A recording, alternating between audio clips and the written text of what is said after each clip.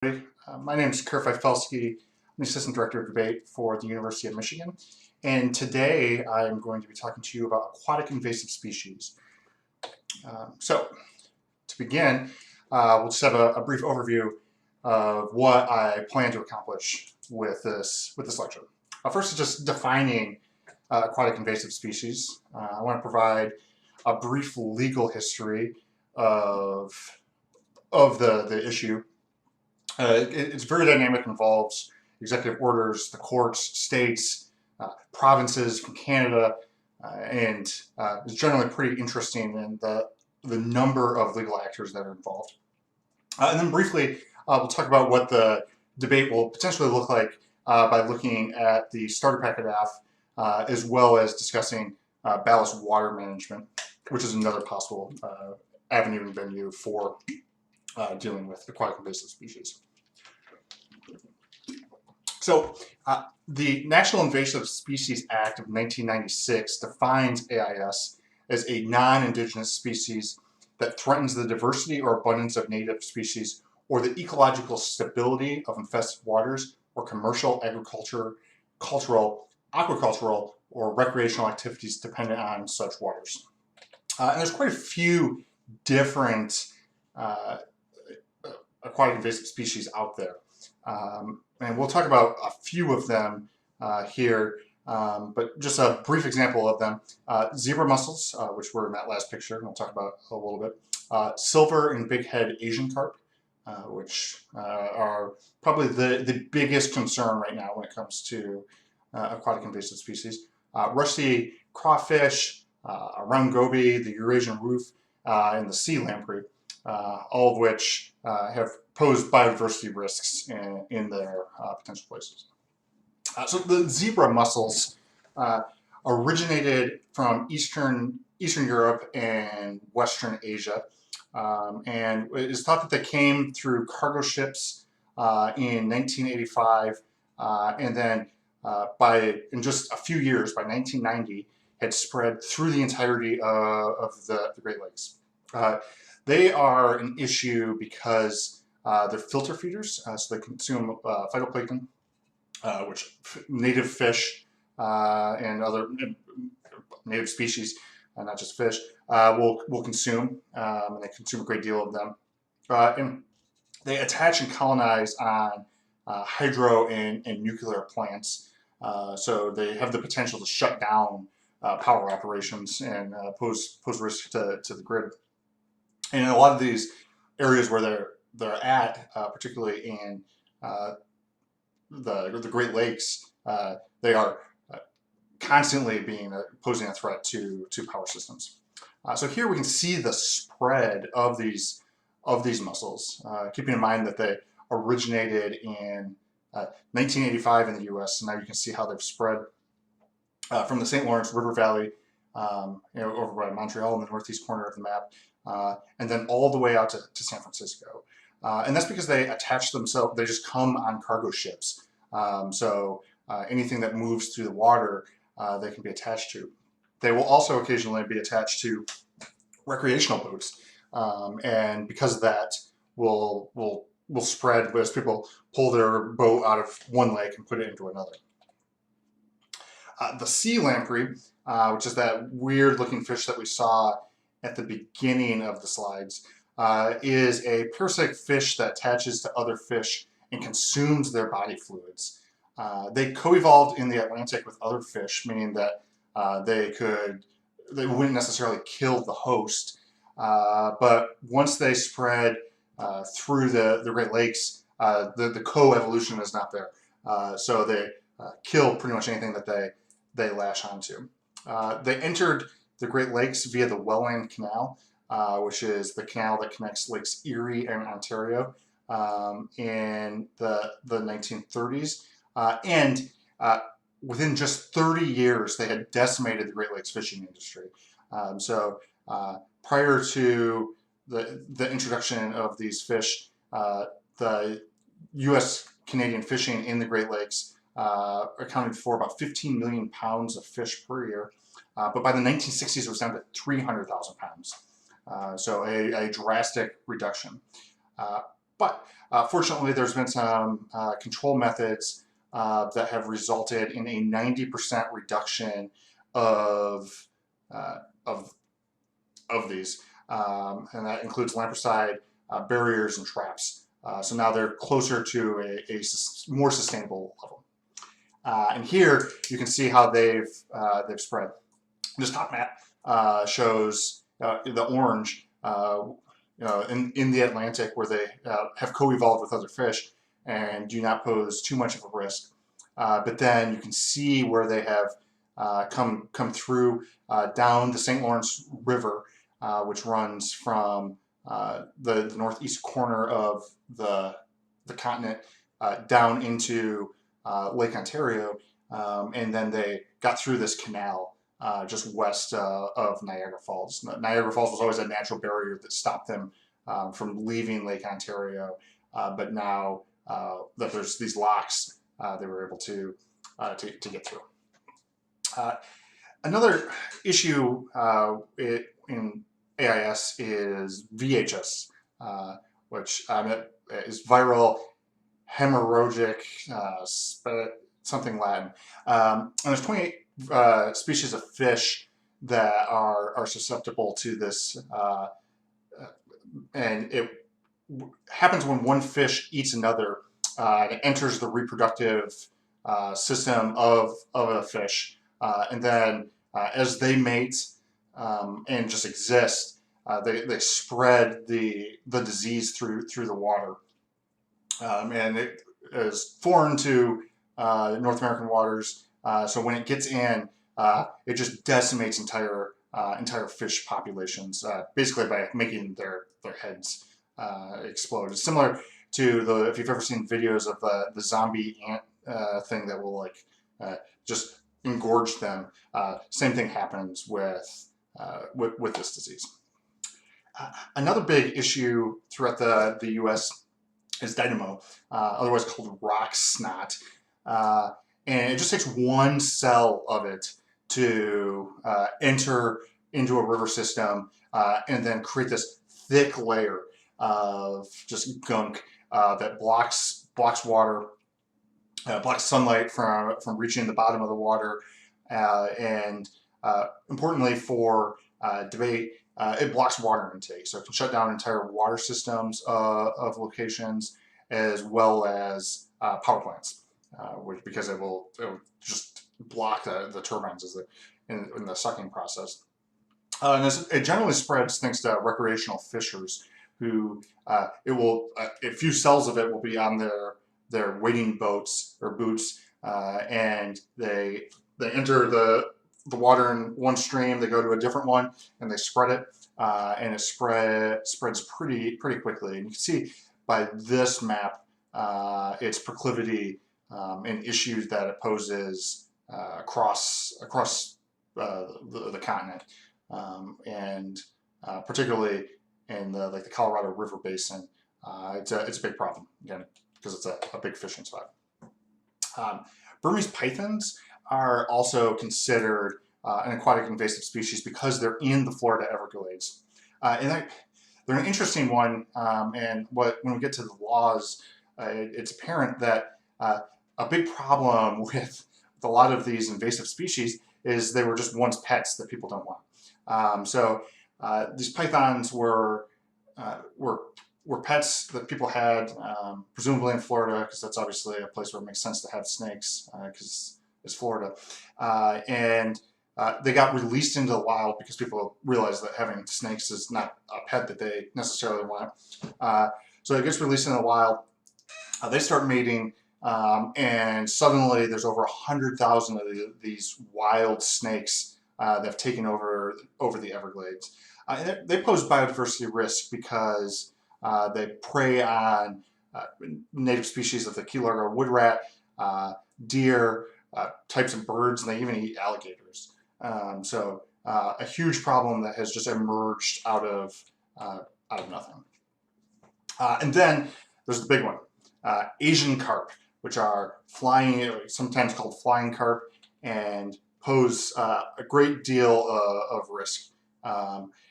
Technically, there's 4 types of Asian carp. There's the grass carp, black carp, bighead carp, and silver carp. And they've all evolved or spread throughout the continent, thanks to their introduction to catfish farms in Arkansas and Missouri back in the 1970s. In Asia, these fish have there's other fish that will eat them. They do not exist in the U.S. waters. So they have no natural predators, and thanks to some flooding that occurred back in the 90s, they spread into the Mississippi River Basin, and as a result, in the interconnectedness of the Mississippi River Basin, they are now in waters across the United States, and when they enter into a water system, they pretty much just decimate the entire habitat. In part because they can eat up to about 40 pounds per day. A female Asian carp has the capacity, will lay close to 100 million eggs in their life. So they'll come in and they'll just consume all of the native plankton, which will starve the other fish out. Because of their ability to breed so fast, they'll crowd out other native fish. And while this looks kind of like you see a flying fish and it looks kind of fun, it makes it, in a lot of these waters, it's impossible to fish or impossible to boat, because these giant 100-pound fish are flying out of the air, and if they hit somebody in the head, like, be concussed, knocked out. People have been knocked into the water by them. They're generally disgusting looking and have a weird slime to them. So there's not much there. It's also important because Americans don't really eat Asian carp. So the desire to go fishing for them is pretty low. It's a very bony fish, and it doesn't really have much in the way of protein. So there has to be other means of controlling them. And so this video, which there's two videos in this presentation. I will add the URLs to the Canvas page. So hopefully you can watch them if there's any issues with video fidelity, thanks to Kaltura. Imagine a lake vomiting 30-pound fish torpedoes 10 feet into the air, knocking out the guy standing next to you, and leaving behind a slimy kiss of carp death.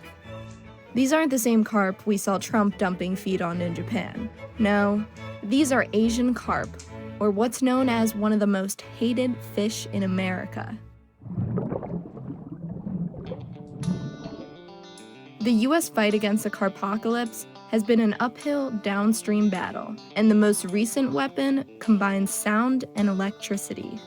Asian carp is actually a catch-all term for 4 different species. The jumping suckers, silver carp, and the bighead carp are the real problems. And then there's grass carp and black carp. Bighead carp can outgrow a small child, becoming about 5 feet tall and weighing up to 110 pounds. They're voracious feeders that eat huge amounts of vegetation and plankton, which is why well-intentioned scientists originally brought them from China to Arkansas in the 70s as a form of algae cleanup and sewage treatment. Of course, that backfired. They escaped and established themselves throughout the Mississippi and Illinois rivers, breeding like crazy, with females laying up to 1 million eggs a year and choking out native fish. I was one of the first people to work on bighead and silver carp in this country. We were complete babes in the woods when this thing started. We had no idea about really the wild biology of these fish. The fear is that they could migrate north into the Great Lakes, potentially devastating a $7 billion fishing industry. The only thing stopping them from entering right now is a giant underwater electric fence across the Chicago Sanitary and Ship Canal. Probably would have carp up there by now if we didn't have that barrier in place. But even if only a few carp slip through this giant doggy collar, they could potentially take over other waterways in the Northeast. Since they have no natural predators, it's up to humans to stop them. From bow fishing tournaments like Kentucky's Carp Madness, to an electrified boat called the Magna Carpa that shocks and captures carp. And most recently, a Chinese harvesting technique that US scientists have modified to incorporate underwater speakers and electricity. The technique, known as Unified Modified Method, basically works like an underwater cattle drive. Fishermen in a bunch of shock boats send electric pulses and sound through the water to startle and herd the invaders. They essentially turn an entire body of water into a giant booby trap. But fishermen have been using these electrofishing shock boats for a while. That's what Kentucky Department of Fish and Wildlife demonstrated in a video that went viral last year. But the electric current doesn't outright kill the fish. It just stuns them to the surface in some cases. Same goes for loud noises. The underwater speakers repeatedly play the sound of an elevator door slamming or boat motors, which scares the carp, but not the native fish. If we were running along killing things, we'd be killing native fish. The two triggers combined help to corral the carp into a smaller and smaller netted area where they are harvested for fertilizer, food, and bait. The method has seen success in China, and US scientists believe it's one of the most promising solutions. We took the basic block net idea and together with between the sound and the electrofishing gear, we were able to push fish really, really easily. In about a day and a half, we caught almost 240,000 pounds of fish. Once they hit the bank, they're not my problem anymore. And so they're handed over to commercial fishers that take care of them. So far, it's been pretty successful at clearing large amounts of fish fast. We can go in and catch 80%, 85% possibly of the fish that are in there. You'll end up catching 98.8% of the fish in 4 passes. While it's easy for us to hate a giant fish that can take you out in one leap, carp are embraced in other cultures, especially in China. They're really, really, really important fishes in China.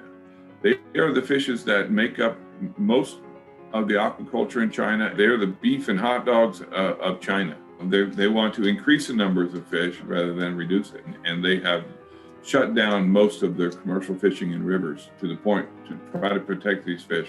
But it's going to be hard for the US to eat their way through this problem. Americans don't like to eat fish that have bones in them, and that's a big problem. It's going to be difficult to push this fish on the American consumer. Sadly, harvesting alone will not solve the problem. We're probably not going to be able to ever eradicate the fish across the invaded range unless we go to some kind of molecular control. Keep the fish from having as much success in reproduction. In the meantime, we can still try to eat them to beat them. Two Rivers Fisheries is one of the big processors, and they're shipping a lot of stuff back to China. Another place up in northern Illinois that he's been turning the fish into hot dogs and sausages. And I've eaten a hot dog, and it's not bad. It tastes like a hot dog. And it's actually much lower in calories than a regular hot dog.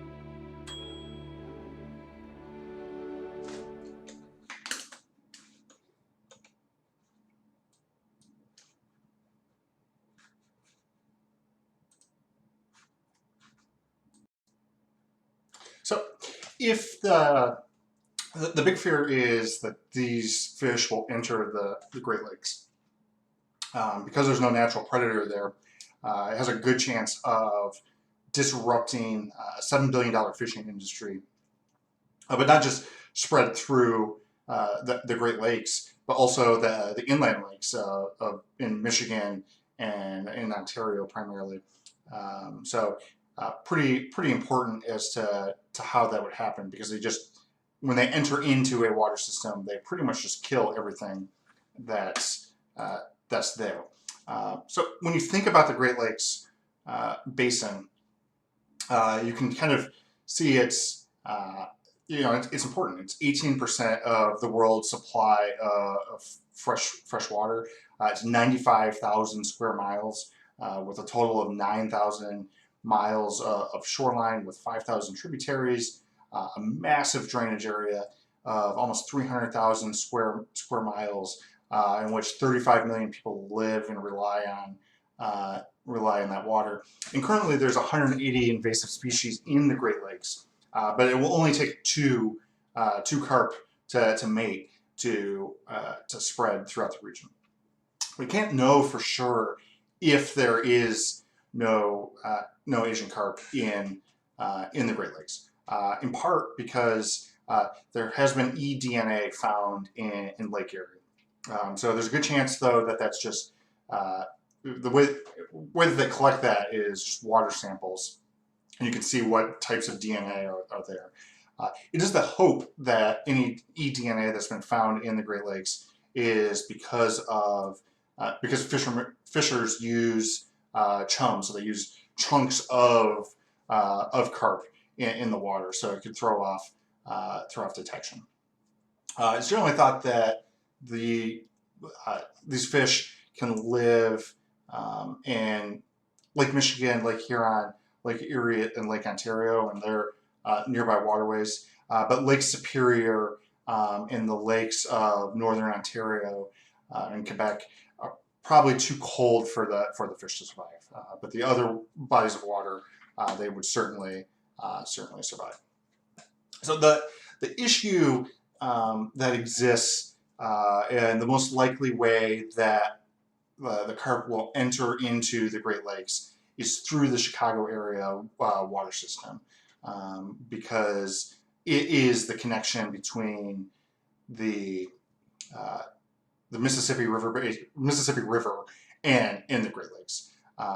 Right now, there's a bunch of barriers blocking the carp, but they continue to move, continue to be found further and further north. And once they enter the Great Lakes, there's really no turning back.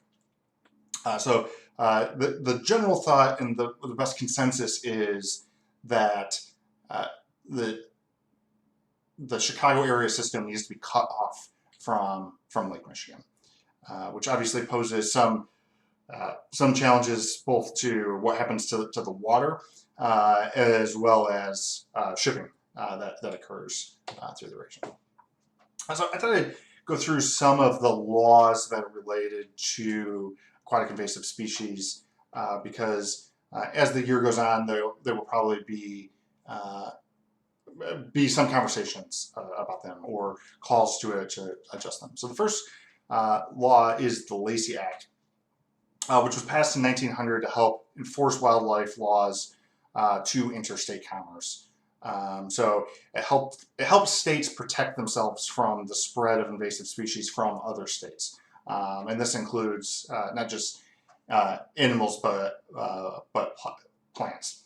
And in a big court case called Maine v. Taylor, it's established that laws need to pass the strict scrutiny standard under the Dormant Commerce Clause, meaning that the state has to prove that there's a risk of damage done by a particular species.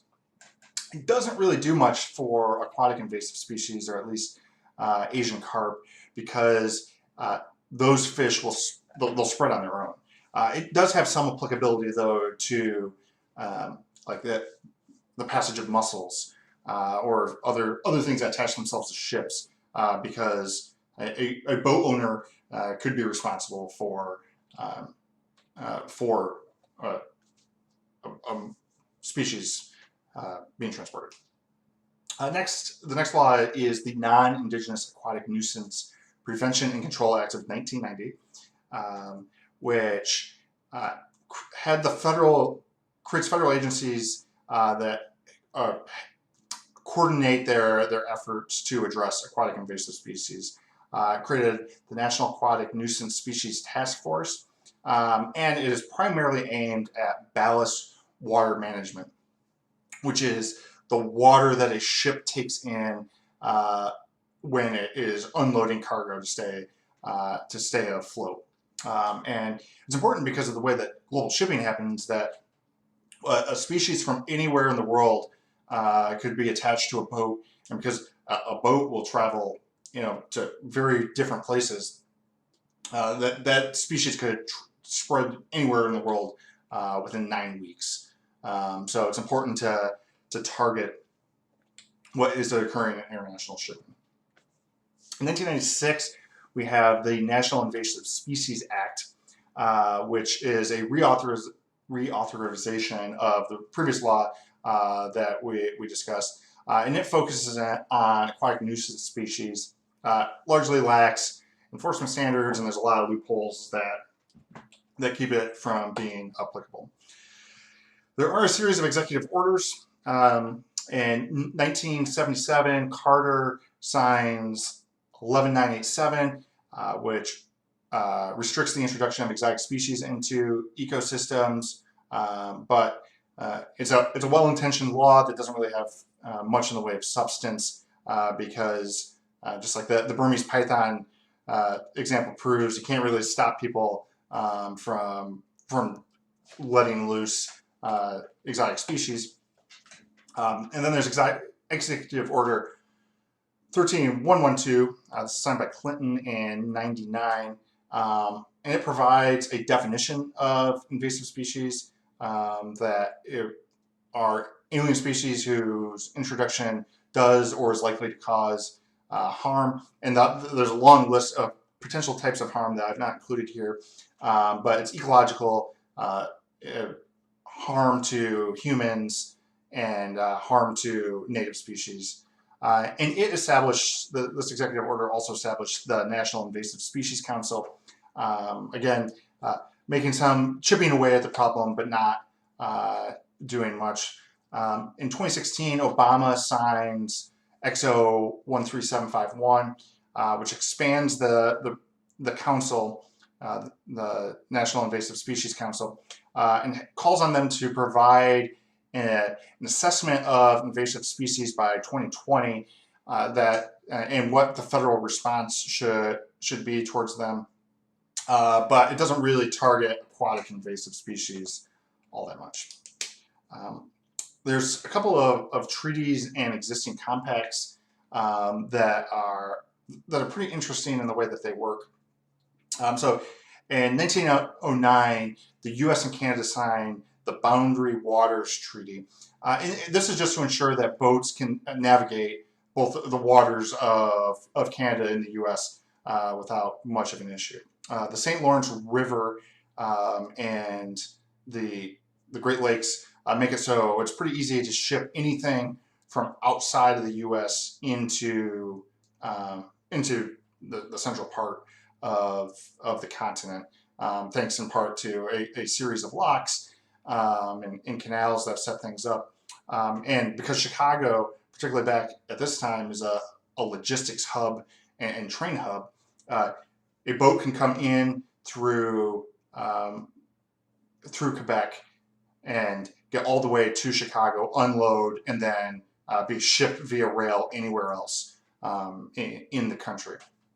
But in 2008, Bush signs this compact into law, and creates a series of negotiations and setups with governors and premiers. Premiers are just the Canadian word for governor, to work together to deal with water quality issues and water resource allocation issues. A big issue in the Great Lakes is limiting states and provinces from withdrawing too much water because of the risk that it could pose to drawing down the water levels of the Great Lakes.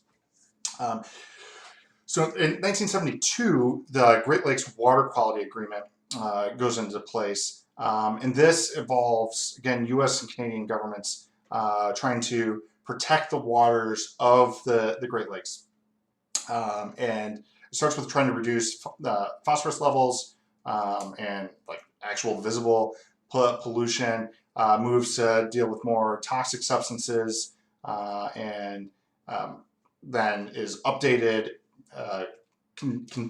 continually, and is now aiming to deal with not just the Great Lakes, but the water quality of smaller bodies of water. And the most recent version of this agreement creates a binational strategy to prevent the introduction of AIS. There's a bunch of court cases that are also relevant to this. The first is Missouri v. Illinois. So when Chicago reversed the flow of the Chicago River, It meant that sewage from Chicago was now flowing into Missouri. Missouri had a typhoid outbreak in St. Louis, but was not able to use public nuisance law to block Chicago from dumping the sewage because the court said that Missouri could not prove that Chicago was to blame for this. Wisconsin v. Illinois has to do with an agreement or a problem in which a couple of states sue Chicago for withdrawing 8,500 cubic feet of water per second from Lake Michigan. That's a lot of water. And it caused the Great Lakes and St. Lawrence River to drop by up to 6 inches in some parts. The court did rule that the diversion was legal and then had Chicago slowly decrease the amount of withdrawals that they were doing over time. And ultimately it creates the movement for the interstate compacts that we were just discussing. When it comes to Asian carp, there's a series of court cases that are pretty important, and they rely on the previous cases that we were discussing.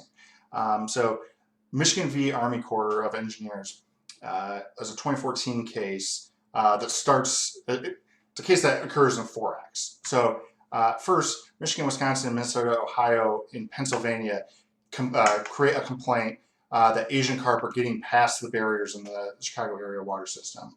And the states want a permanent injunction to block off the CAWS from Lake Michigan. But the court determines that the plaintiffs could not reach the burden required for injunction. This is in part because the damages had not yet occurred. So the states need to show that damage has occurred rather than there's a potential for damage.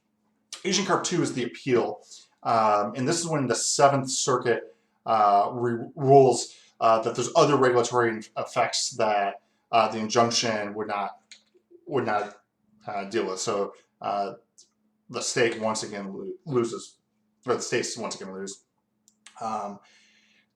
There's another appeal in which the court says the plaintiffs must come to grips with the fact that this court cannot order the defendants to do what Congress has barred them from doing.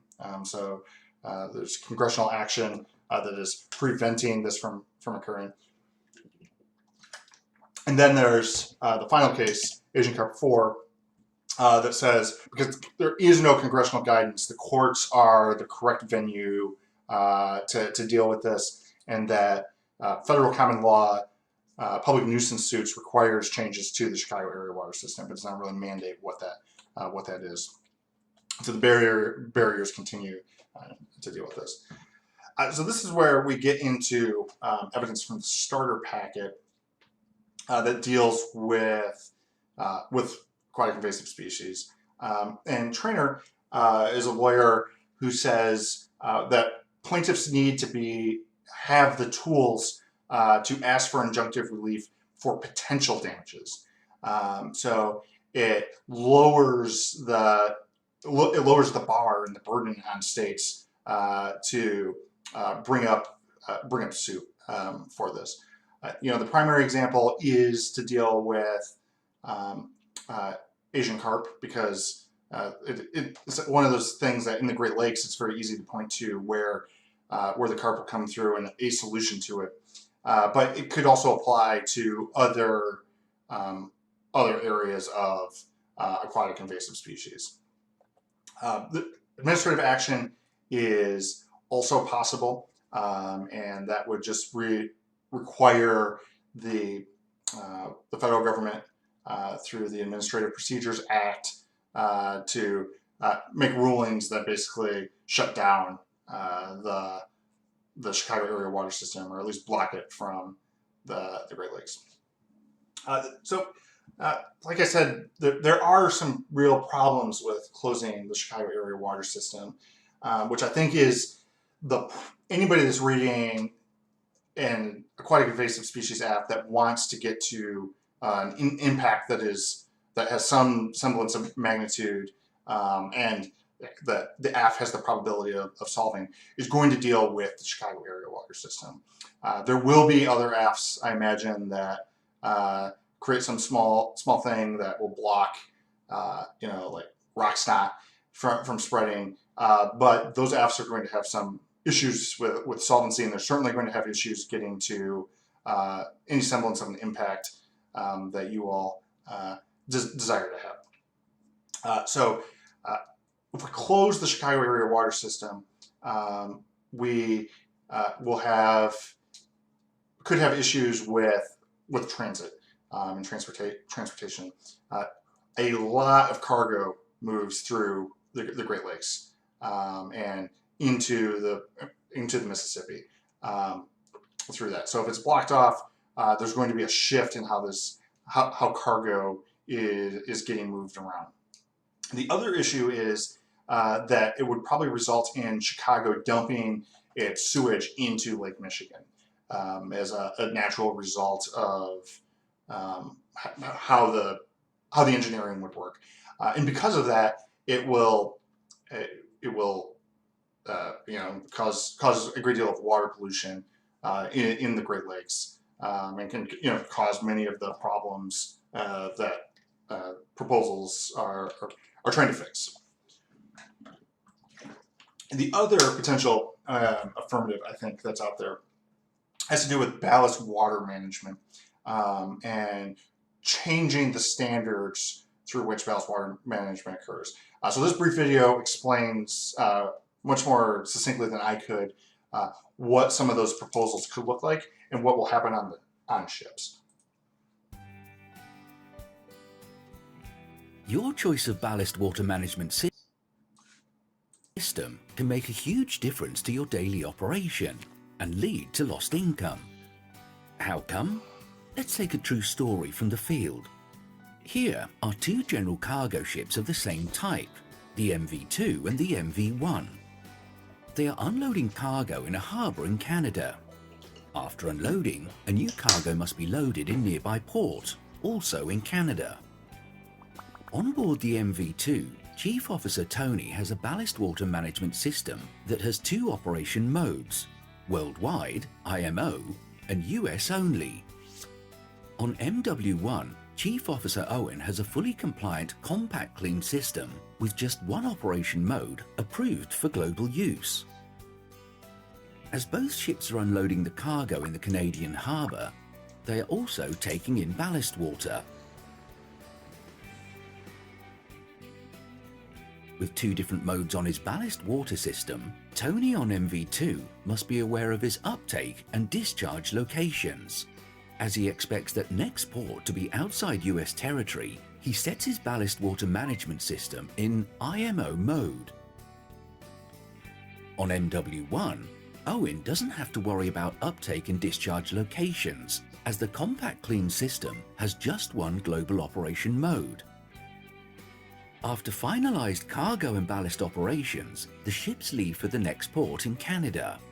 But as it often happens, Tony and Owen are contacted by their ship operators a few hours after departure. They must pick up new cargo in the United States bound for Rotterdam. This is bad news for Tony, as he has selected IMO mode on MV2's ballast system back in the Canadian harbour. This is not approved for discharge in US territories. Tony contacts the port state authorities in the US loading port. They order MW2 to perform a ballast water exchange before entering the US harbour.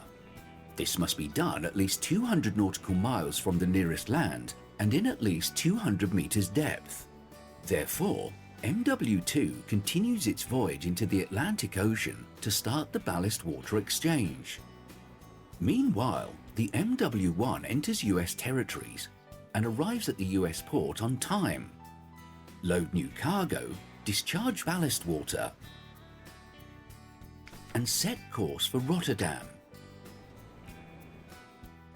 At the same time, MV2 starts the ballast water exchange on open sea. This is expected to take 20 hours, but as the new uptake water is muddy and very difficult to treat, and because the system is in US mode, the flow rate is reduced to 50%. Oops. This increases the operation to 30 hours, and as the system is in US mode, the minimum required holding time changes from 8 hours to 48 hours due to the low UV intensity readings.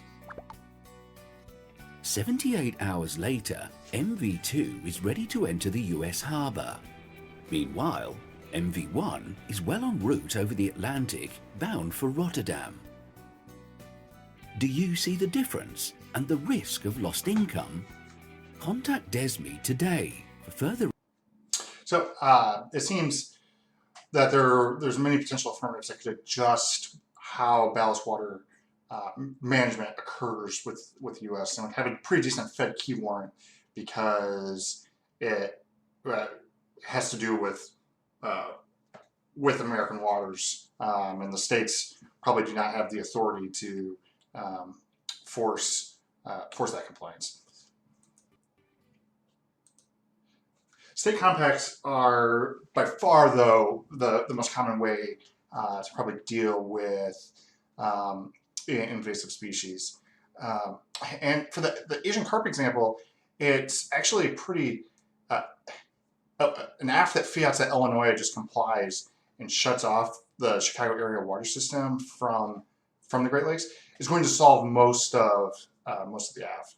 You know, the starter packet aft has some trickery about the court mechanism needed to send a larger signal, and some stuff that has to do with ballast water management internationally. But to solve the approximate problem that the aft actually wants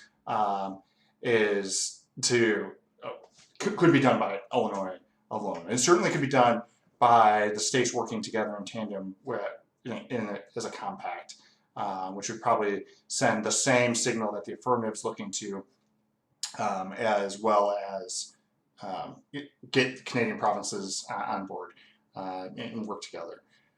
So it is generally, the net benefit there would probably be a courts DA of some sort, or one of the trade-off DAs, and we operate pretty well.